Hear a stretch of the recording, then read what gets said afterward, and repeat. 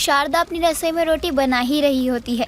तभी उसकी पड़ोसन विमला आवाज लगाकर उसे बुलाने लगती है। अरे शारदा, अरे ओ शारदा, कहाँ है? जरा बाहर तो आ। शारदा सुन रही है ना? विमला की आवाज सुनकर शारदा गैस बंद करके बाहर जाती है। पसीने में लथपथ शारदा को देखकर विमला कहती है, अरे शारदा, तू रसोई में नहा रही है क्या अब? मैं रसोई में नहा नहीं रही थी, बल्कि मैं तो रसोई में रोटी बना रही थी। बाप रे बाप, इतनी गर्मी है। अरे एक बहू लिया ना तू, क्यों अपनी जान की दुश्मन बनी है? एक बहू लेके आएगी तो वो घर संभाल लेगी और थोड़ा तेरे को भी आराम मिल जाएगा। मैं तो कोई अमीर लड़की को ही अपने घर की बहू बनाऊंगी। अरे तू कोई अमीर लड़की लेके आएगी ना, वो तेरी खाट खड़ी कर देगी। वो एक गिलास तो पानी उठाएगी नहीं और सारा काम तेरे से ही करवाएगी और तू ही करेगी सारा काम। हाँ तो काम करवाना ही कौन चाहता है। मैं तो बस ये चाहती हूँ कि जब मेरी अमीर बहू आएगी तब तो वो अपने साथ कितना कुछ लाएगी, और तब तो नौकरानी भी रख लूंगी शायद मैं। तब क्या ही जरूरत होगी मुझे खुद से रसोई में जाकर काम करने की। लो भाई, कर लो बात। आज के समय में सब ये चाहते हैं कि बहू गांव की आए और काम काज करे, और तू उल्टी है। अरे तू चाहती है कि शहर की बहू है, वो काम काज नहीं करती है बिल्कुल भी। अरे मैं कह रही हूँ ना, तू गांव की बहू लिया, अच्छा रहेगा तेरे लिए। मैं तो शहर की बिगड़ी हुई लड़कियों में ही खुश हूँ। अरे गांव की आएगी, अपने साथ कुछ नहीं लाएगी, और कुछ ना लाए बहू के आने का तो फायदा ही क्या। इसलिए मैंने तो सोच रखा है, मैं बहू लाऊंगी तो शहर की। अरे गांव की पता नहीं कैसी अनपढ़ गवार आ गई तो वो तो कुछ समझ ही नहीं पाएगी। अरे तू गांव की लड़कियों को बहुत हल्के में ले रही है। गांव की लड़कियां ना पढ़ी लिखी हैं और काम भी करती हैं। होती होंगी अच्छी, लेकिन मेरे घर के लिए नहीं बनी। मुझे तो शहर की ही बहू चाहिए, जो समझदार हो, अमीर हो, उसे कुछ भी समझाने की जरूरत ना पड़े। अब क्या कर सकते हैं, जब इंसान की बुद्धि भ्रष्ट हो गई हो। अब आ जाएगी ना शहर की बहू, तब तक वो सीधा करेगी, तभी तुझे मेरी बात समझ आएगी कि मैं सही कह रही थी। अभी तो तेरे को बुरी लग रही है मेरी बातें, बाद में ना तू पछताएगी। हाँ हाँ ठीक है, तब की तब देखी जाएगी। अभी ये बता कि तू यहाँ आई किस लिए है? मैं तो ये बोलने आई थी कि कल हम किटी पार्टी रखने की सोच रहे हैं। अरे बिल्कुल रख, कब तक बुढ़ापे में ही रहेगी? दोनों बातें करते हैं। शारदा को बस शहर की एक अमीर बहू चाहिए थी, इसलिए वो अब तक अपने बेटे के लिए आए काफी सारे रिश्ते को मना कर चुकी थी। कुछ दिनों बाद शारदा का बेटा मोहित अपना काम खत्म करके वापस अपने घर आता है। अपने बेटे को देखकर शारदा बहुत अच्छा महसूस करती है। बेटा तू आ गया। तू इतनी दूर काम के लिए क्यों जाता है? तुझे पता है ना, तेरे जाने के बाद मैं यहाँ अकेली पड़ जाती हूँ। फिर तू बाहर काम के लिए जाता ही क्यों है? माँ, काम होता है तो जाना तो पड़ेगा, लेकिन आप चिंता मत कीजिए, मैं आपको अकेले नहीं रहने दूंगा। इसका मतलब तू अब कहीं बाहर काम से नहीं जाएगा? नहीं माँ, ऐसा तो होने वाला नहीं है, लेकिन हाँ, इस बार आपके साथ आपकी बहू रहेगी अब से। माँ, जिस गांव में मैं सूट के लिए गया था, उस गांव में मुझे पूनम नाम की लड़की से प्यार हो गया और अब मैं उसे शादी करना चाहता हूँ। मेरी शादी होने के बाद आपको भी अकेला नहीं रहना पड़ेगा। ये तू क्या कह रहा है? मेरी बहू और वो भी गांव की होगी? नहीं, मुझे स्वीकार नहीं है। देख, गांव की लड़कियां बहुत चालाक होती है, उसने जरूर कुछ किया होगा तुझ पर, तू उसे भूल जा। माँ, आप ये क्या बोले जा रही हैं? उसने मुझे कुछ नहीं किया है, और बात रही भूलने की, मैं उसे भूल नहीं सकता माँ। मैं उसे प्यार करता हूँ और शादी करना चाहता हूँ। देखो माँ, मैं आपके खिलाफ नहीं जाना चाहता, लेकिन आप मेरी बात नहीं मानोगी तो मुझे उसे लेके दूसरे घर में जाना पड़ेगा। रहने लग जाएगा? अरे अभी तक तो तेरी शादी भी नहीं हुई उस लड़की से, और अभी से तू उसके साथ रहेगा? शर्म है या बेच खाई तूने? माँ, मैं पूनम के साथ कल कोर्ट मैरिज करने वाला हूँ, उसके बाद मैं उसके साथ रहूंगा, बिना शादी के नहीं रहने वाला। अपने बेटे की जिद के आगे शारदा को घुटने टेकने पड़ जाते हैं और वो मान जाती है। अब शारदा की गांव की बहू आ जाती है, जो कि शारदा को बिल्कुल भी पसंद नहीं थी। मोहित काम की वजह से अक्सर बाहर ही रहता है। ऐसे ही एक दिन पूनम गुड़ का शरबत बना रही होती है, तभी वहाँ शारदा आ जाती है। क्या बना रही है बहू तू? माँ जी, गर्मी बहुत है ना, तो बस इसलिए मैं गुड़ का शरबत बना रही हूँ। ये काफी अच्छा लगता है। बहू, ये कोई तेरा गांव नहीं है, ये शहर है, ये सब हम नहीं पीते। अरे माँ जी, आप पी कर तो देखो, आपको भी बहुत अच्छा लगेगा। वैसे भी गर्मियों में तो जितना ज्यादा पानी शरीर में मिले उतना ही अच्छा है। बहू, तुझे मेरी एक बात एक बार में समझ नहीं आई क्या? अरे हम लोग ऐसी बकवास चीजें नहीं खाते पीते हैं, तो तुझे ऐसे ही एडजस्ट करना पड़ेगा। हमारे घर में ये कभी नहीं बन सकता। शारदा हमेशा ही अपनी गांव की बहू पर धौंस जमाती रहती, लेकिन पूनम काफी शांत रहती है और अपनी सास की किसी बात का जवाब नहीं देती है। और इसी बात का शारदा अब और भी ज्यादा फायदा उठा रही थी। ऐसे ही एक दिन पूनम खाने के लिए पीतल के बर्तन लाती है। उस दिन मोहित भी घर पे आया हुआ था। सब लोग खाना खाने बैठते हैं। पीतल के बर्तन देखकर शारदा कहती है, ये क्या है? ये पीतल के बर्तन कौन लाया यहाँ? माँ जी, ये तो मैं लाई हूँ। वो क्या है ना, पीतल के बर्तन में खाना खाने से हमारी सेहत अच्छी रहती है और पीतल के बर्तन से पानी पीने से हमारा पेट साफ होता है।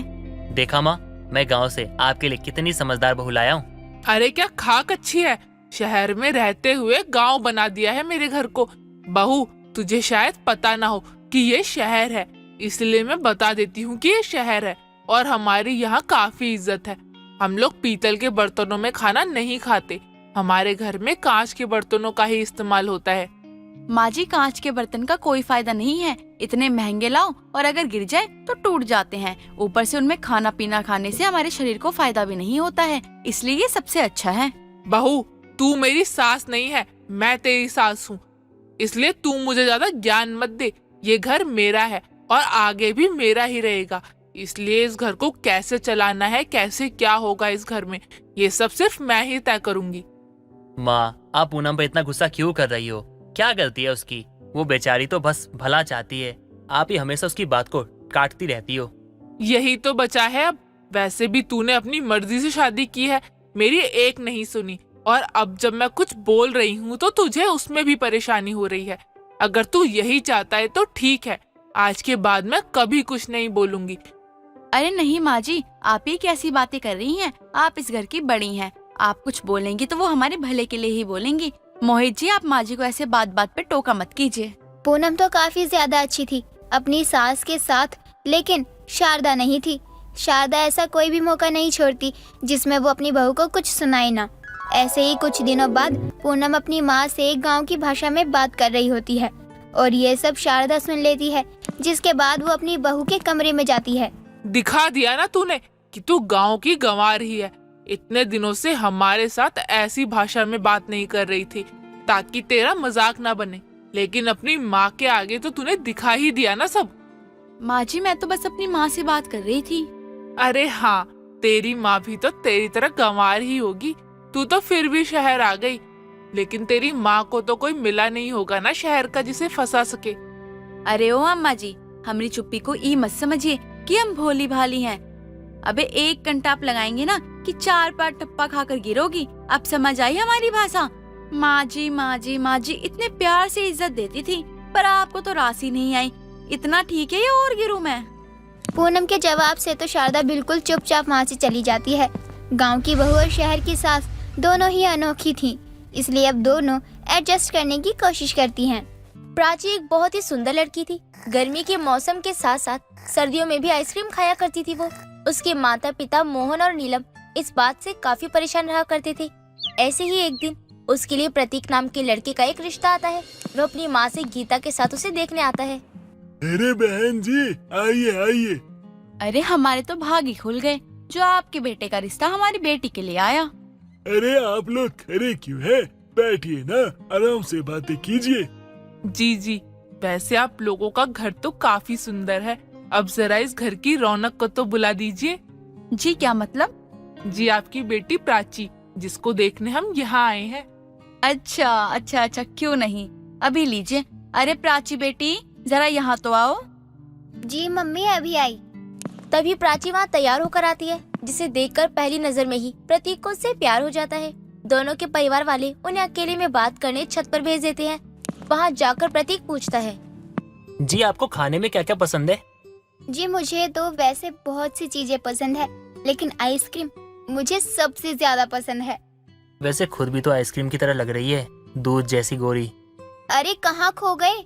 हाँ, कहीं कहीं नहीं, वो तो मैं बस ये सोच रहा था कि आप जब हंसती हो ना तो कितनी प्यारी लगती हो। दोनों के माता पिता एक दूसरे को मिठाई खिलाकर रिश्ता पक्का कर देते हैं और कुछ ही दिनों में उन दोनों की शादी हो जाती है। शादी के बाद सब कुछ सही चल रहा था, लेकिन उसकी आइसक्रीम खाने की लत बिल्कुल भी कम नहीं होती, बल्कि वो और ज्यादा आइसक्रीम खाने लगती थी। कभी मैंगो, कभी बटर स्कॉच, कभी वनीला, तो कभी चॉकलेट, तो कभी कुछ तो कभी कुछ। ऐसे ही वक्त बीता जाता है। ऐसे ही एक दिन उसकी सास गीता अपनी बहू से कहती है, अरे बहू, ये तो तू पूरा दिन बस आइसक्रीम क्यों खाती रहती है? घर में बाकी चीजें भी तो रखी हैं खाने को। माँ जी, है तो सही, लेकिन आइसक्रीम से ज्यादा अच्छी कोई चीज नहीं है। तुझे पता भी है इसे खाने से क्या क्या नुकसान होते हैं?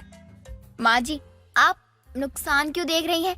ये सोचिए ना, बनाने वाले ने भी क्या चीज बनाई है। खाते ही ऐसा लगता है जैसे स्वाद के एवरेस्ट पर चढ़ गए हो। हाँ, जब जुकाम, सर्द और मोटापा बढ़ेगा ना, तब पता चलेगा तुझे। माँ जी, तब का तब देखेंगे। मैं तो इस दुनिया में आइसक्रीम खाने के लिए ही आई हूँ। जब तक जिंदा हूँ आइसक्रीम ही खाती रहूंगी। ये बात कहकर प्राची वहाँ से चली जाती है। हे भगवान, क्या करूँ मैं इसका? यूं ही चलता रहा तो इसे शुगर हो जाएगा, इसके दांत भी सड़ जाएंगे सारे। गीता अपनी बहू को आए दिन बहुत समझाती है, लेकिन प्राची उसकी एक बात नहीं सुनती और न ही उसकी एक बातों पर भी ध्यान देती थी, और वो अपनी सास की सभी बातों को इग्नोर करके आइसक्रीम खाना जरूरी समझती थी। वक्त बीतता है, धीरे धीरे प्राची के दांतों में झिनझिनाहट होना शुरू हो जाती है और उसकी बॉडी में शुगर लेवल बढ़ने लगता है। तब भी वो आइसक्रीम खाना बंद नहीं करती है। ऐसे ही एक दिन, प्राची, ये सब क्या है? तुम अपनी तरफ देखो तो कितनी मोटी हो गई हो तुम। प्रतीक, तुम और तुम्हारी माँ भी ना मेरे पीछे ही पड़े रहते हो बस। अरे इतने से मोटापे से क्या हो गया ऐसा? ओहो, तुम तो नाराज हो गई मेरी गोलगप्पा। क्या बोला तुमने? गोलगप्पा? मैं गोलगप्पा नहीं, आइसक्रीम हूँ, आइसक्रीम। अच्छा बाबा, ठीक है, लेकिन जो तुम खाती रहते हो 24 घंटे, इसे थोड़ा कम कर दो, वरना डायबिटीज हो सकती है। मुझे ना कुछ नहीं होगा प्रतीक, आप खामखा ही डर रहे हैं। अच्छा बाबा, ठीक है। अच्छा सुनो, मैं ऑफिस जा रहा हूँ। प्रतीक अपने ऑफिस चला जाता है।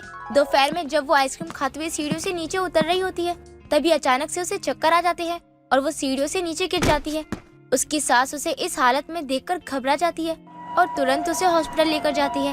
वह अपने बेटे को फोन करके उसे अपने पास बुलाती है। वहीं डॉक्टर उसकी जांच पड़ताल करके पट्टी करने के बाद उनसे मिलते हैं। डॉक्टर, मेरी पत्नी ठीक तो है ना? जी, दरअसल इनका शुगर लेवल काफ़ी ज़्यादा बढ़ गया है, जिसके चलते इनकी बॉडी में इंसुलिन की मात्रा काफ़ी कम है, जिस वजह से इनको अचानक चक्कर आ गए थे और उनका पैर फिसल गया। मुझे एक बात बताइए, ये रोज ऐसा क्या खाती है? जी, दरअसल ये बहुत ज्यादा आइसक्रीम खाती है, या यूं कहिए कि इसे आइसक्रीम के अलावा कुछ और खाती ही नहीं है। शायद इनकी आइसक्रीम खाने की लत ही इनकी हाई शुगर का कारण बन गई है। अगर आप इन्हें सही सलामत देखना चाहते हैं तो आपको इनकी आदत छुड़वानी पड़ेगी। जी डॉक्टर साहब। इसके बाद प्रतीक अपनी बीवी प्राची से मिलने उसके पास जाता है। हाँ जी, अब भी क्या आइसक्रीम खाने का मन कर रहा है आपका? बोलो। प्रतीक बताओ ना, डॉक्टर ने क्या कहा है? क्या हुआ है मुझे? देखा प्राची, मैं तुम्हें मना किया करता था ना, लेकिन तुमने मेरी कोई बात नहीं मानी। अब देखो, आइसक्रीम तो छोड़ो, तुम तो मीठा भी नहीं खा पाओगी। अब शुगर की बीमारी हो चुकी है तुम्हें। क्या? आहा। अरे प्राची, अब रोने का कोई फायदा नहीं है। हमने कितना समझाया था तुम्हें, जब तुम मानी ही नहीं तो हम क्या कर सकते हैं। नहीं, मैं इस बात को लेकर नहीं रो रही हूँ कि मुझे शुगर हो गया है, बल्कि इसलिए रो रही हूँ कि मुझे अब कभी आइसक्रीम खाने को नहीं मिलेगी। हे भगवान, क्या करूं मैं इस पागल का। प्रतीक अपनी बीवी को घर ले आता है। ऐसे ही समय बीतता है। प्राची अपनी आइसक्रीम खाने की लत को छोड़ने की बहुत कोशिश करती है, साथ ही साथ शुगर को कंट्रोल करने के लिए डेली एक्सरसाइज करने लगती है। धीरे धीरे उसका मोटापा और शुगर लेवल काफी कम हो जाता है। ऐसे ही एक दिन उसे पता चलता है कि वो प्रतीक के बच्चे की माँ बनने वाली है। वो ये खुशखबरी प्रतीक को बताती है। प्रतीक, मैं आपको एक बात बताना चाहती हूँ। हाँ कहो प्राची, क्या बात है? जी, बहुत जल्द हम दोनों पापा मम्मी बनने वाले हैं और माँ जी दादी बनने वाली है। क्या तुम सच कह रही हो? हाँ प्रतीक, मैं 4 वीक से प्रेग्नेंट हूँ। ओ प्राची, ओ प्राची, ओ प्राची, ओ प्राची, तुम्हें पता है तुमने मुझे कितनी बड़ी खुशी दी है। अरे आज मैं बहुत खुश हूँ, आज तुम माँ बनने वाली हो। मैं तो पूरे ऑफिस में ना मिठाई बंटवाऊंगा। अरे माँ कहाँ हो आप? माँ को बता के आता हूँ। वह बात जानकर अपनी माँ को बताता है, जिसके बाद गीता उन दोनों की नजर उतारती है। ऐसे ही 7 महीने बीत जाते हैं। एक रात जब प्रतीक अपनी बीवी के साथ घर वापस आ रहा होता है, तब अचानक उनका एक बहुत बड़ा और खतरनाक एक्सीडेंट हो जाता है। लोगों द्वारा उन्हें पास के हॉस्पिटल में ले जाया जाता है, जहाँ प्रतीक को जल्दी ही होश आ जाता है और डॉक्टर से अपनी बीवी के बारे में पूछने लगता है। डॉक्टर मेरी पत्नी वो कैसी है? नहीं प्रतीक, आपकी वाइफ प्राची के प्रेग्नेंट होने के कारण इनकी हालत बहुत ज़्यादा सीरियस है। और तो और शुगर की प्रॉब्लम के कारण इनकी ब्लीडिंग रुक ही नहीं रही है। तो डॉक्टर आप कुछ कीजिए ना डॉक्टर, कब तक आप लोग हाथ पे हाथ धरे खड़े रहोगे? बचा लीजिए उसे। ऐसी बात नहीं है, दरअसल हमें प्राची की प्री मैच्योर डिलीवरी करनी होगी।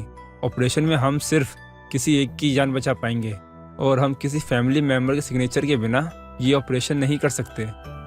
वह तुरंत उन पेपर्स पर साइन कर देता है और डॉक्टर्स तुरंत ऑपरेशन करना शुरू कर देते हैं। वहीं माँ गीता भी हॉस्पिटल पहुँच जाती है। 4 घंटे के ऑपरेशन के बाद डॉक्टर बाहर आकर कहते हैं, मुबारक हो, आपको एक बहुत ही सुंदर सी बेटी हुई है और आपकी वाइफ भी बिल्कुल ठीक है। आप कुछ देर बाद उनसे मिल सकते हैं। कुछ देर बाद प्रतीक अपनी बेटी को गोद में लिए प्राची से मिलने उसके पास जाता है। अपनी बच्ची को देखकर प्राची की आंखें आंसुओं से भर जाती है। प्रतीक बच्ची को अपनी पत्नी की गोद में देता है। मुझे माफ कर दे मेरी बच्ची, मेरी वजह से आज तुझे जिंदगी की मौत की लड़ाई लड़नी पड़ी, but mamma promise you baby, अब वो आपको कभी भी कोई तकलीफ नहीं होने देंगी। सभी परिवार वाले मिलकर नन्ही परी का स्वागत करते हैं। साथ ही अब प्राची अपनी आइसक्रीम खाने की आदत को भी हमेशा के लिए त्याग देती है और अपनी बेटी का और अपने परिवार का पूरा ख्याल रखती है। सब मिलकर साथ में खुशी खुशी रहने लगते हैं। कोकिलाबेन पिछले 5 साल से दिल्ली के चांदनी चौक में 1 रुपए में गुजराती थाली बेचने का काम कर रही थी। कोकिलाबेन के गुजराती खाने की चर्चा तो हर तरफ थी। खास तौर पर उनकी थाली का ढोकला सबसे ज्यादा फेमस था। एक दिन पंजाबी कस्टमर कोकिलाबेन के हाथ की गुजराती थाली खाते हुए बोलता है, अरे बल्ले बल्ले, शाबाश शाबाश, मजा आ गया खाकर। अरे 100 रुपये देने पे भी इतना अच्छा खाना नहीं मिलता, आप तो 1 रुपए में दे रही हो। अरे मैं तो कहता हूँ ना, 1-2 रोटी और दे दो और ढोकले भी। लेना भाई लेना, तुम्हारे वास्ते ही तो बनाया है। आने पेट भर के खाओ और खा के खूब मजा करो। अरे नहीं नहीं, बस इतना ही काफी है। इतना बोलकर वो कस्टमर पेट भरकर गुजराती खाना खाता है और कुछ देर बाद वहाँ से चला जाता है। गुजराती थाली बेचने वाला बिजनेस भी बहुत अच्छा चलता है। ऐसे ही एक दिन कोकिलाबेन की बहू हेतल अपने पति जिगर के साथ कोकिलाबेन से मिलने आती है। हेतल एक चालाक किस्म की औरत थी। शादी के थोड़े ही टाइम बाद हेतल ने कोकिलाबेन से अलग होने का फैसला ले लिया था। हेतल कोकिलाबेन के पैर छूते हुए बोलती है, जय श्री कृष्णा माँ जी, केम छो? मजामा, तमे केम छो? मजामा। कितने वक्त बाद तुमको देखा है, अच्छा लगा।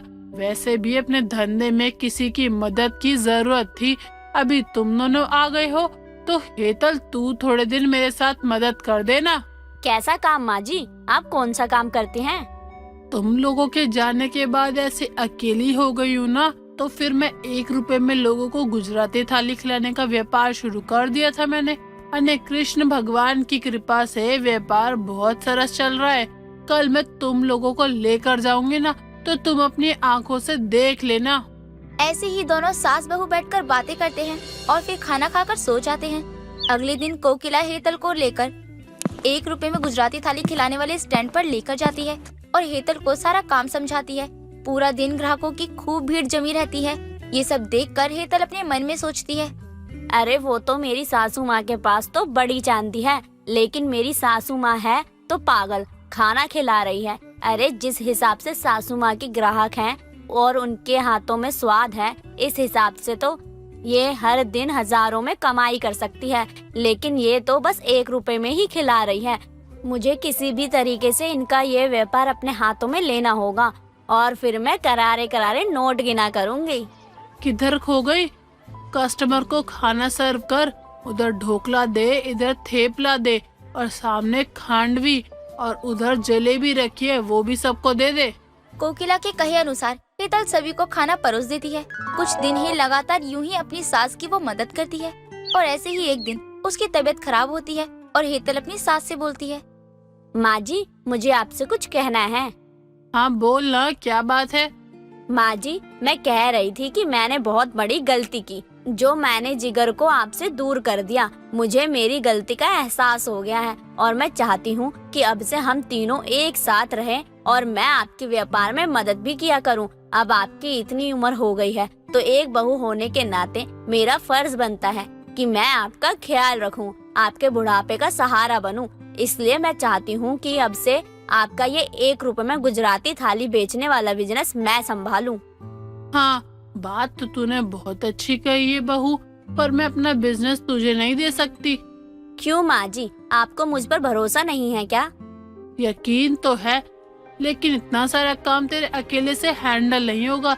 इसीलिए जब तक तू परफेक्ट नहीं हो जाती तब तक मेरे ही हाथों में रहेगा।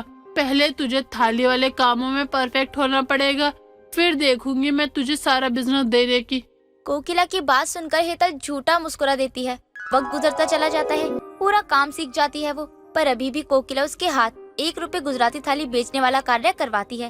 अब हेतल का पूरा ध्यान इसी बात पर था कि किस तरह से कोकिला को इस काम से दूर किया जाए। ऐसे ही एक दिन जब कोकिला अपने कमरे में तैयार हो रही थी, तभी हेतल घर की सीढ़ियों में कुछ कांच रख देती है और छुप जाती है। कोकिला जैसे ही अपने कमरे से निकलकर सीढ़ियों से नीचे आने लगती है, तभी कांच उसके पैर में चुभ जाते हैं और उसका पैर फिसल जाता है और वो पूरी तरीके से सीढ़ियों से नीचे गिर जाती है।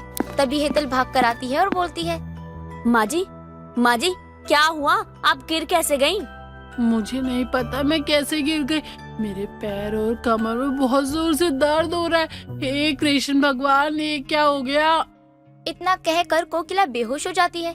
हेतल जल्दी से एम्बुलेंस बुलाकर कोकिला को अस्पताल लेकर जाती है। जिगर भी जल्दी से अस्पताल पहुंचता है और हेतल से कहता है, क्या हुआ? डॉक्टर ने क्या कहा? माँ जी का ट्रीटमेंट चल रहा है, मुझे नहीं पता, अभी डॉक्टर आएंगी ना तो बताएंगी। कुछ देर बाद डॉक्टर आईसीयू से बाहर आती है। डॉक्टर, मेरी माँ कैसी है?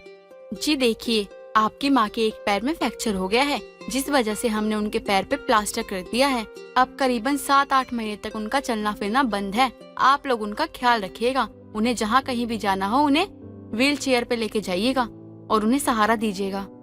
डॉक्टर की बात सुनकर हेतल मन ही मन खिले गुलाब की तरह खुश हो जाती है और बोलती है, वाह, क्या सही निशाना लगाया है। अब माँ जी रहेगी घर पर और मैं संभालूंगी 1 रुपए में गुजराती थाली बेचने वाला बिजनेस। अब तो मैं माला माल होने वाली हूँ। तो तुमने सुना डॉक्टर ने क्या कहा? आप चिंता मत कीजिए, हौसला रखिए, सब ठीक हो जाएगा। होश में आने के बाद कोकिला को जब पता चलता है कि वो अब चल नहीं सकती, तो वो बहुत निराश हो जाती है। तभी हेतल उन्हें हौसला देते हुए कहती है, माँ जी, आप चिंता मत करो, मैं जानती हूँ कि आप अपने 1 रुपए में गुजराती थाली बेचने वाला बिजनेस को लेकर बहुत परेशान हैं। मैं उसे संभाल लूंगी और बिल्कुल वैसे ही जैसे आप संभालते हैं। आप घर में बैठकर आराम कीजिए। अगले ही दिन हेतल कोकिला की जगह ठेले पर जाना शुरू कर देती है। हर दिन की तरह उस दिन भी दुकान पर बहुत सारे कस्टमर आते हैं और हेतल सभी से बोलती है, अब से कोकिला बहन यहाँ पर आप सभी को 1 रुपए में गुजराती थाली खिलाने के लिए नहीं आएंगी। आज से गुजराती थाली की कीमत 100 रुपए हो गई है। जो कोई भी 100 रुपए दे सकता है उसे मैं गुजराती थाली बनाकर दे दूंगी। कृपया 1 रुपए लेकर मेरे पास ना आए। हेतल की बात सुनकर सभी कस्टमर आपस में बातचीत करने लगते हैं। इसके बाद काफी लोग वापस चले जाते हैं, लेकिन जो लोग अपनी जेब में 100 रुपए लिए थे वो गुजराती थाली खाकर अपना पेट भरते हैं। ऐसे ही वक्त गुजरता चला जाता है। धीरे धीरे करके हेतल 100 से 150, 150 से 200 पर थाली का दाम ले आती है। अब सारा दिन में कुछ गिने चुने लोग ही गुजराती थाली खाने के लिए आया करते थे। वहीं घर बैठी कोकिला अपने आप से बोलती है, हे भगवान, न जाने मेरी बहू सारी चीजों को कैसे संभाल रही होगी। वो सबको समय पर सारी चीजें दे भी पा रही होगी कि नहीं। कोकिला इतना बोल ही रही होती है कि तभी कोकिला की एक जानकारी विमला, जो कि उसकी एक ग्राहक थी, वो उसके पास आती है और उसे ठेले का सारा हाल सुनाती है कि किस तरह से हेतल ने लोगों से पैसे ऐंठना शुरू कर दिया है। ये सारी बातें सुनकर कोकिला को बहुत दुख पहुंचता है। कोकिला ये सारी बातें जिगर को बताती है। जिगर हेतल की ये सारी बातें सुनकर जिगर गुस्से से तिलमिला उठता है। शाम को जैसे ही हेतल घर आती है तभी कोकिला उससे बोलती है, बहू, काम कैसा चल रहा है? बहुत अच्छा चल रहा है माँ जी, बिल्कुल वैसा ही जैसा आप चलाया करती थी। मैं सभी को 1 रुपए में बिल्कुल वैसा ही खाना दे रही हूँ जैसा आप दिया करती थी। और जो जितना मांगता है ना, मैं तो उससे ज्यादा ही देती हूँ। और अब तो पहले से भी ज्यादा लोग आने लगे हैं। सच में माँ जी, आपने ये जो कार्य शुरू किया है, इससे तो बहुत लोगों का भला हो जाता है, कितने गरीबों का पेट भर जाता है। मैं तो अपने आप को भाग्यशाली समझती हूँ जो मुझे आपके इस 1 रुपए में गुजराती थाली बेचने वाले काम में मदद करने का मौका मिला है। हेतल की बात सुनकर जिगर का गुस्सा और बढ़ जाता है। एक जोरदार तमाचा लगाता है और बोलता है, तुम्हें झूठ बोलते हुए शर्म आती है कि नहीं आती है? मुझे और माँ को दोनों को सब कुछ सच पता चल चुका है। माँ सबको गुजराती थाली देती थी ताकि सबका पेट भरे, लेकिन तुम तो व्यापार करने में लग गई। अरे शर्म तो आई नहीं तुम्हें, लोगों से उनका अधिकार छीनते हुए। हेतल बेटा, मैं तुझ पर इतना यकीन करके तुझे इतने दिनों तक काम की बागडोर सौंपी थी। मैं इतने दिनों तक काम नहीं बंद कर सकती थी। मुझे लगा कि तू सुधर गई होगी, लेकिन तू तो लालची की लालची ही रही। पहले दिन धन दौलत के चक्कर में मेरे बेटे को मुझसे दूर कर दिया, और अब तूने ना जाने कितने गरीबों के मुंह से निवाला छीन लिया। हेतल, इतने बुरे काम करके तो तुझे नरक में भी जगह नहीं मिलेगी। जा, चुल्लू भर पानी में डूब मर। हेतल, तुझ में थोड़ी सी भी अच्छाई नहीं आई। हेतल, अब मुझे नहीं रहना तुम जैसी बदतमीज औरत के साथ। तुम एक कपटी औरत हो जो गरीबों से उनका हक छीनती है। अब मुझे तुम्हारे साथ नहीं रहना है। मैं तुम्हें तलाक देना चाहता हूँ।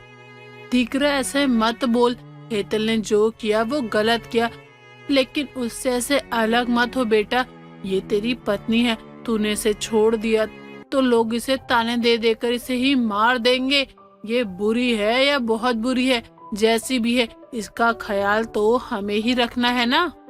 कोकिला की बात सुनकर हेतल को अपने किए पर पछतावा होने लगता है कि इतना बुरा करने के बाद भी उसकी सास ने उसी का साथ दिया। जिसके बाद ही हेतल अपनी सास के आगे हाथ जोड़ती है, माफी मांगती है। कुछ ही दिनों बाद कोकिला का प्लास्टर भी खुल जाता है और वो वापस से अपना 1 रुपए में गुजराती थाली बेचने का काम शुरू करती है और वापस से गरीब लोग, असहाय लोगों का पेट भरना शुरू कर देती है। और साथ ही हेतल भी बिना किसी लालच के अपनी सास का साथ देने लगती है। पायल घर की बड़ी बहू थी और उसे ब्राउन ब्रेड खाने का बहुत शौक था। उसको खाए बिना उसका नाश्ता पूरा नहीं होता था। एक दिन सुबह के समय वो अपने कमरे में बैठी ब्राउन ब्रेड खा रही होती है कि तभी उसका पति समीर वहाँ पर आ जाता है। तुम्हें हमेशा अपना ही पेट दिखता है क्या? जब देखो ब्राउन ब्रेड खाती रहती हो। कभी अपने पति से नहीं पूछती हो कि उसे भी खाना है या नहीं? सिर्फ ब्राउन ब्रेड लाने के टाइम पर मैं याद आता हूँ, खाते टाइम पर नहीं। मैंने आपको कभी किसी चीज के लिए मना नहीं किया। आपको खाना है तो खा सकते हो। मैं खुद लेकर नहीं खाऊंगा। जब तुम मुझे अपने हाथों से प्यार से दोगी ना, तभी खाऊंगा मैं। फिर ठीक है, अभी तो प्लेट में एक ही ब्रेड बची है, आप इसे खा लीजिए और शाम को वापस आते वक्त ब्राउन ब्रेड और मक्खन लेते आना। आप हमेशा भूल जाते हो, लेकिन आज मत भूलना। अच्छा, तो ये एक ब्राउन ब्रेड की कीमत मुझे रात में पूरा पैकेट लाकर चुकानी पड़ेगी? ये तो बहुत गलत बात है। तुम मुझे खाने को तो देती नहीं हो और रोज मंगवाती हो मेरे से। फिर यही समझ लीजिए, क्योंकि आपको पता है ना कि मैं एक दिन भी बिना ब्राउन ब्रेड के रह नहीं सकती हूँ। अब आप ऑफिस जाओ, वरना आपको देर हो जाएगी। वो तो वैसे भी हो गई है, बोलने की जरूरत नहीं है इसमें। समीर ऑफिस चला जाता है और पायल फिर से ब्राउन ब्रेड खाने लगती है।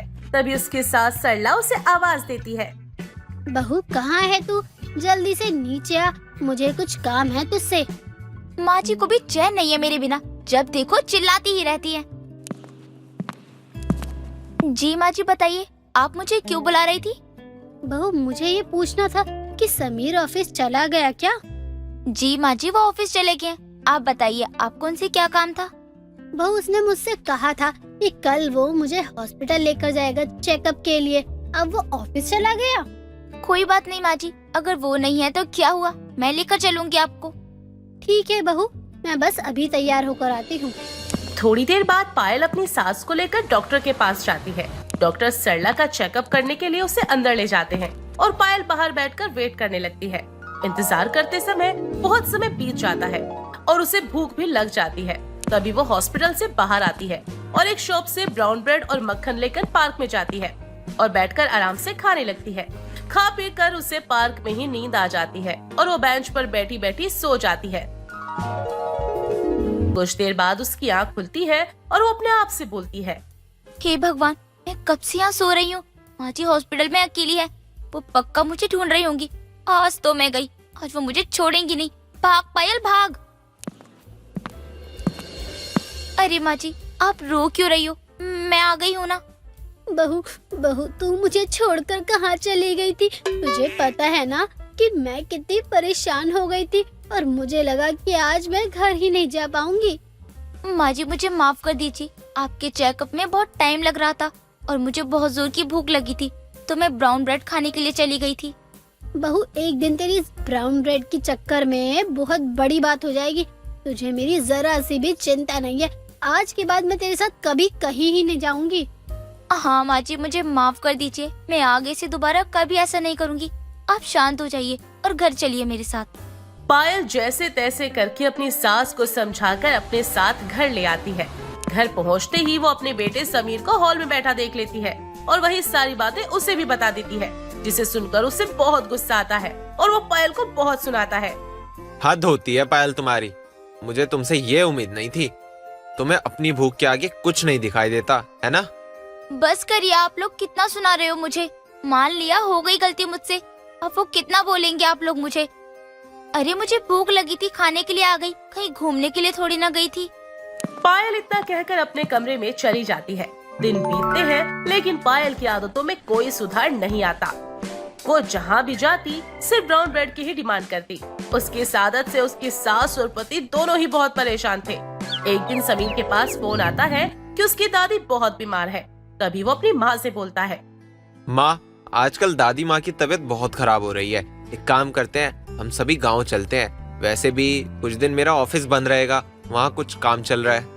बेटा, बात तो तू सही कह रहा है। मेरा भी बहुत दिनों से मन कर रहा है गांव जाने का। ठीक है, फिर मैं सबकी टिकट करवा लेता हूँ गांव जाने के लिए, क्योंकि हम पायल को ऐसे अकेले नहीं छोड़ सकते हैं यहाँ पर। ठीक है बेटा, जैसा तुझे ठीक लगे। अगले दिन समीर और उसकी पत्नी माँ के साथ गांव में पहुँचते हैं तो वो देखते हैं कि उनकी दादी आंगन में तुलसी की पूजा कर रही होती है। तभी वो बोलता है, दादी, आप तो बिल्कुल ठीक है, तो फिर आपने इस बीमारी की झूठी खबर क्यों भिजवाई? अरे बेटा, मेरा तुम लोगों से मिलने का बहुत मन कर रहा था, लेकिन तुम लोग तो आते ही नहीं हो, तो मैंने तुम लोगों को बुलाने के लिए ये तरकीब अपनाई और देखो, ये तरकीब मेरी काम भी आ गई। दादी, आपको हमसे मिलने का मन कर रहा था तो वैसे ही बोल देती। उसके लिए आपको ये बीमारी की झूठी खबर देने की क्या जरूरत थी? लेकिन ऐसी खबर देने से आप लोग जल्दी आ गए ना। दादी, आप कभी नहीं सुधरेंगी, आप हमेशा से ही ऐसी हैं। वैसे आपको ये जानकर खुशी होगी कि अब हम कुछ दिन आपके ही साथ रहेंगे। समीर की बात सुनकर दादी बहुत खुश हो जाती है। दिन बीतते हैं और जहाँ एक तरफ सब एक दूसरे के साथ खुशी खुशी रह रहे थे, वहीं दूसरी तरफ ब्राउन ब्रेड ना मिलने के कारण पायल को बहुत गुस्सा आता है। तभी एक दिन वो समीर से बोलती है, अब बहुत हो गया, मैं रोज रोज नाश्ते में ऑयली खाना नहीं खा सकती हूँ। मुझे मेरा ब्राउन ब्रेड चाहिए, वरना मैं खाना नहीं खाऊंगी। नहीं खाना है तो मत खाओ। जो चीज यहाँ नहीं मिलती वो मैं कहाँ से लाऊं तुम्हारे लिए? तुम्हारे इस ब्राउन ब्रेड ने तो मेरा दिमाग खराब कर रखा है। पक्का ना, आप मुझे ब्राउन ब्रेड लाकर नहीं दोगे ना? नहीं, नहीं दूंगा। यहाँ तुम्हें वही खाना पड़ेगा जो मिलता है। जब दोबारा से अपने शहर जाना तब खाना अपना ब्राउन ब्रेड, ब्लैक ब्रेड। पागल करके रख रखा है तुम्हारे इस ब्राउन ब्रेड ने मुझे। पायल और समीर की सारी बातें उनकी दादी सुन लेती है और वो अपने एक जानकार को फोन करके ब्राउन ब्रेड मंगा लेती है। अगले दिन सभी नाश्ता करने के लिए बैठते हैं तो सभी नाश्ता कर ही रहे होते हैं, लेकिन पायल नाश्ता नहीं करती। तभी सरला बोलती है, बहू, तू क्यों नहीं खा रही थी? तेरे हाथों में मेहंदी लगी है क्या? माँ जी, मुझे भूख नहीं है, आप लोग खा लीजिए। क्यों बहू, तूने तो कल रात में भी कुछ नहीं खाया। माँ, जाने दो, जब इसको भूख लगेगी ना तब खुद खा लेगी। हाँ माँ जी, आप खा लीजिए। मैं खाऊं या ना खाऊं, किसी को क्या ही फर्क पड़ता है। यहाँ मुझसे कोई प्यार नहीं करता है। नहीं बहू, ऐसी कोई बात नहीं है। हम सब तुमसे बहुत प्यार करते हैं, ये बात मैं आज साबित करके रहूंगी। लेकिन कैसे दादी? अरे मैं बताऊंगी नहीं, दिखाऊंगी तुम्हें। दादी इतना कहकर रसोई में जाती है और ब्राउन ब्रेड और मक्खन लेकर आती है, जिसे देखकर पायल बहुत खुश हो जाती है और बोलती है, दादी, आपको कैसे पता कि मैं ब्राउन ब्रेड ना मिलने की वजह से खाना नहीं खा रही थी? मैंने कल तुम दोनों की बात सुन ली थी। जब तुम समीर से ब्राउन ब्रेड के लिए बहस कर रही थी तो मैंने अपने एक जानकार के पास फोन करके उससे तुम्हारे लिए ये मंगवा लिया। उसकी दूध की दुकान है ना, तो दूध और बाकी की चीजें यहाँ सारा सामान दिल्ली से आता है। दादी आप कितनी अच्छी हो। मुझे तो यकीन नहीं हो रहा कि मैं इतने दिनों बाद अपनी पसंद के ब्राउन ब्रेड खाऊंगी, वो भी गांव में। देखा, मेरी दादी तुम्हारी पसंद का कितना ख्याल रखती हैं। और तुम हो कि बोल रही हो यहाँ कोई तुमसे प्यार ही नहीं करता है। सॉरी, मुझे माफ कर दीजिए, गलती हो गई। पायल ब्राउन ब्रेड पाकर बहुत खुश हो जाती है और सभी के साथ आराम से बैठकर ब्राउन ब्रेड खाती है। रानी और निशा दोनों ही बहुत अच्छी दोस्त थी। निशा एक अमीर घर की लड़की थी तो रानी बहुत ही गरीब घर की। रानी ने कई बार निशा को अपने गरीब होने के बारे में बताने की कोशिश करी, लेकिन हर बार किसी न किसी कारण की वजह से वो उसे अपने गरीब होने की बात नहीं बता पाती है। एक दिन निशा रानी को फोन करती है और बोलती है, रानी, आज हम सभी दोस्त मिलकर बाहर घूमने के लिए जा रहे हैं, तू भी हमारे साथ चलेगी क्या? यार तुझे मुझे पहले बताना चाहिए था ना, लेकिन तू तो सारी तैयारी करने के बाद बता रही है। यार हम जब भी घूमने का प्लान बनाते हैं तू ऐसे ही नाटक करती है। मुझे कुछ नहीं सुनना, तू हमारे साथ चलेगी मतलब चलेगी। यार मेरा चलना तो मुश्किल लग रहा है, एक काम करो तुम लोग चले जाओ, हम बाद में चल लेंगे। यार तेरा ये हर बार का ड्रामा रहता है। जब भी हम कहीं बाहर घूमने का प्लान बनाते हैं तो तू हमेशा ही उसमें टांग अड़ाती है। अरे तुझे बाहर घूमने में क्या ही प्रॉब्लम है? मुझे कोई प्रॉब्लम नहीं है यार, वो क्या है ना, मेरी माँ की तबीयत खराब है और मैं उन्हें ऐसे सिचुएशन में छोड़कर जा नहीं सकती। तू हर बार मेरे दोस्तों के सामने मेरी इंसल्ट करवाती है। उन्होंने पहले ही कहा था कि तू नहीं जाएगी, लेकिन मैं ही हूँ जो तुझसे पूछने आ गई। लेकिन गरीब होने के कारण वो उसके साथ घूमने के लिए नहीं जा पाती और दोनों की सारी बातें उनकी माँ कावेरी सुन लेती है। रानी के फोन रखने के बाद कावेरी उसके पास जाती है। क्या हुआ बेटी, तू अपने दोस्तों के साथ घूमने के लिए क्यों नहीं गई? माँ पहली बात तो ये, मेरे पास उनकी बराबरी करने जितने पैसे नहीं हैं, और दूसरी बात, अगर मैं उनके साथ चली जाती तो आलू पूरी कौन बेचने जाता जिससे हमारे घर की रोजी रोटी चलती है। तू अपनी जगह बिल्कुल सही है बेटी, लेकिन तेरी दोस्त भी तो सही है ना। वह कितने दिन से तुझे बाहर ले जाने के लिए बोल रही है, लेकिन तू जा नहीं पाती। उसको भी तो बुरा लगता होगा ना। एक दिन तेरी जगह मैं आलू पूरी बेचने के लिए चली जाऊंगी। कौन सी हमारी फुटपाथ की आलू पूरी खाने के लिए इतनी भीड़ लग जाती है जो मैं अकेले संभाल नहीं पाऊंगी। माँ निराश क्यों हो ना, अगर नहीं लग रहा है तो लग जाएगा। वो कहते हैं ना, सब्र का फल हमेशा मीठा होता है। हमें अपने कर्म करने चाहिए, फल की चिंता नहीं करनी चाहिए। बहुत बड़ी हो गई है ना तू, जो अपनी माँ को सिखा रही है। तुझे इस घर में पैदा होकर क्या ही सुख मिला? मुझे आपकी जैसी माँ मिली, मुझे और क्या ही चाहिए। बाकी सब कुछ मैं देख लूंगी, आप मुझे अभी जाने दो, मैं आपसे शाम में बात करती हूँ। रानी इतना कहकर अपनी आलू पूरी का स्टॉल लेकर निकल जाती है और फुटपाथ के कोने में लगाकर खड़ी हो जाती है। गिने चुने लोग उसके स्टॉल पर आकर आलू पूरी खा रहे होते हैं। तभी निशा अपनी गाड़ी से बैठकर वहाँ से गुजर रही होती है। तभी अचानक से उसकी नजर फुटपाथ पर जाती है, जहाँ वो रानी को आलू पूरी बेचते हुए देखकर हैरान हो जाती है और उसके पास जाती है। ओहो, तो ये वजह है मेरे साथ घूमने ना जाने की? तुम इतनी ज्यादा गरीब हो, मुझे नहीं पता था। आज तक तुम्हें कभी भी अपनी गरीबी के बारे में कुछ बताया क्यों नहीं? निशा तू यहाँ कैसे? तू साइड में रुक, मैं अभी तुझसे बात करती हूँ। मुझे तुझसे कोई बात नहीं करनी है। तूने मुझसे इतनी बड़ी बात छुपाई कि तू एक गरीब लड़की है जो कि फुटपाथ पर आलू पूरी बेचती है। निशा तुम मुझसे गुस्सा क्यों हो रही है? तू तो मेरी बहुत अच्छी दोस्त है ना, और मैंने तुझे ये बात बताने की बहुत कोशिश की, लेकिन हर बार किसी न किसी कारण से ये बात अधूरी रह जाती थी। एक बात को छुपाने के लिए तू और कितने झूठ बोलेगी? अरे मुझे पता है कि तूने जानबूझकर ये बात मुझे नहीं बताई होगी कि तू एक फुटपाथ पर आलू पूरी बेचने वाली है, क्योंकि अगर तू ये मुझे पहले ही बता देती तो मैं तुझे अपने आसपास भी नहीं भटकने देती। तुझसे दोस्ती करना तो दूर की बात, तुझसे बात तक नहीं करती मैं। इसका मतलब जो मैं सोच रही थी वो बिल्कुल सही था। तेरी मेरी दोस्ती बस हैसियत के हिसाब से थी, दिल से नहीं। तुझे ये लगता था कि मैं तेरी तरह अमीर हूँ, तभी तू मुझे अपना दोस्त मानती थी, और जब तुझे पता लगा कि मैं गरीब हूँ तो मुझे एक झटके में ही भूल गई। ये थी तेरी दोस्ती। हाँ, तूने बिल्कुल सही समझा। क्योंकि दोस्ती अपने बराबर के लोगों से की जाती है, ना कि अपने से गरीब लोगों से। तेरे और मेरे स्टैंडर्ड में जमीन आसमान का फर्क है। आज से तेरी और मेरी दोस्ती खत्म। जब मेरे दोस्तों को पता लगेगा कि मेरी दोस्त एक फुटपाथ पर आलू पूरी बेचने वाली है, तो वो लोग मेरा बहुत मजाक उड़ाएंगे कि मेरी दोस्त एक फुटपाथ पर आलू पूरी बेचने वाली है। अच्छा हुआ तूने समय रहते ही मुझे अपनी असलियत दिखा दी। तू चिंता मत कर। तूने बेशक मुझसे दोस्ती हैसियत देख के की थी, लेकिन मैंने तुझसे दोस्ती दिल से करी है और मैं लाइफ में तुझे कभी नहीं भूल सकती। और अगर तुझे कभी भी मेरी जरूरत पड़े तो तू बस मुझे याद कर लियो। निशा रानी को उसकी गरीबी के चलते सुनाकर वहाँ से चली जाती है और उस दिन के बाद से वो कभी भी रानी से नहीं मिलती और ना ही उसे कोई फोन करती। ये सारी चीज उसके दोस्त लोग भी देखते हैं। एक दिन वो अपने दोस्तों के साथ कॉलेज की कैंटीन में बैठी होती है, तभी उसका बॉयफ्रेंड अजय उससे बोलता है, क्या हुआ बेबी, आजकल तुम कुछ ज्यादा ही परेशान लग रही हो। और वह तुम्हारी दोस्त, क्या नाम था उसका, रानी, वो कहाँ है आजकल? तुम्हारे मुंह से उसका नाम भी नहीं सुन रहा हूँ आजकल मैं। वो मेरी दोस्त नहीं है और आज के बाद उसका नाम मेरे सामने लेना भी मत। अच्छा, तो ये बात है। लगता है तुम दोनों दोस्तों के बीच लड़ाई हुई है।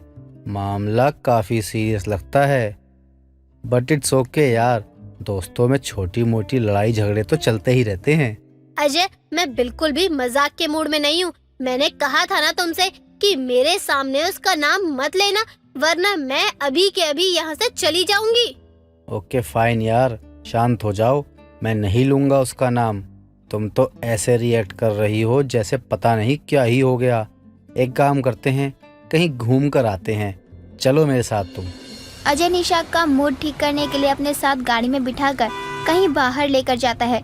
तभी अचानक से रेड लाइट हो जाती है और उसकी नजर फुटपाथ पर जाती है जहां बहुत भीड़ लगी होती है।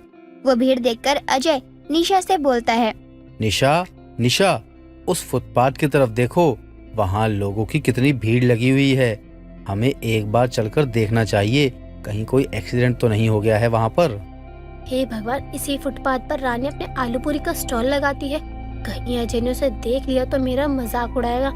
क्या जरूरत है वहाँ जाने की, ग्रीन सिग्नल हो गया है, चुपचाप चलो जहाँ जा रहे हो। यार, इंसानियत के नाते एक बार हमें चलकर देखना तो चाहिए। हो सकता है वहाँ पर जो इंसान हो उसे हमारी मदद की जरूरत हो।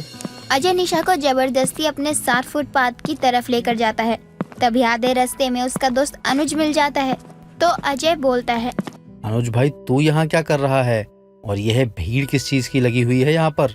अब तुझे क्या बताऊं भाई, यहाँ पे एक लड़की ना आलू पूरी का स्टॉल लगाती है। अरे भाई, उसकी आलू पूरी आए हाय क्या मस्त होता है, इतना टेस्टी होता है ना, मजा आ जाता है खाकर। एक बार मैंने ले लिया और अपने घर वालों को खिला दिया। उनको इतना अच्छा लगा कि अब वो पीछे पड़े हैं कि खाएंगे तो हम वही आलू पूरी लेकर आ। अब मैं कैसे लेकर आऊँ? देख रहा है भाई, लाइन कितनी लंबी है। मुझे तो लगता ही नहीं है कि मेरा नंबर आ भी पाएगा। तू सच कह रहा है क्या भाई? इतना अमीर होने के बाद तो यह फुटपाथ की आलू पूरी खाने के लिए आया हुआ है। भाई तू तो जानता है ना मैं कितना फूडी इंसान हूँ। खाने पीने के मामले में मैं ना देखता हूँ अमीरी ना देखता हूँ गरीबी। जहाँ पे खाना दिख गया वहीं पे मैं टूट पड़ता हूँ। और भाई यहाँ का ना खाना भाई इतना मस्त होता है ना, मजा आ जाता है खाकर। भाई टेस्ट में ना सबसे बेस्ट है यहाँ का। और जब टेस्टी चीज खाने का सवाल हो तो मैं अपनी गर्लफ्रेंड से भी ना पूछूं। ये बात तो तूने बिल्कुल सही बोली भाई, मैं तो बिल्कुल तेरी तरह ही हूँ। अब तो मेरा भी मन कर रहा है इस स्टॉल की आलू पूरी खाने का। अजय और अनुज दोनों आपस में बात कर रहे होते हैं। तभी अजय की नजर रानी पर चली जाती है, जिसे देखकर वो बहुत खुश हो जाता है और अनुज से बोलता है, भाई लगता है तेरी बात तो बन गई। तू इस लड़की के बारे में बात कर रहा है, इसका नाम तो रानी है, रानी। भाई तू तो उसका नाम ऐसे ले रहा है ना जैसे तेरी कोई पड़ोसन हो। तू वहाँ जाएगा, तुझे देखेगी और फ्री में आलू पूरी खाने के लिए दे देगी। तो कुछ ऐसा ही समझ ले, क्योंकि ये हमारी दोस्त है। अब तू देख कि तुझे कितना जल्दी आलू पूरी मिलता है। अपने अमीर दोस्तों की बातें सुनकर कहीं ना कहीं निशा को अपनी गलती का एहसास हो जाता है, जिसके बाद वो दोनों के साथ रानी के स्टॉल पर जाती है और अपने किए की माफी मांगती है। साथ ही अमीरी गरीब का भेदभाव भूलकर उसकी बनाई हुई आलू पूरी को भी खाती है।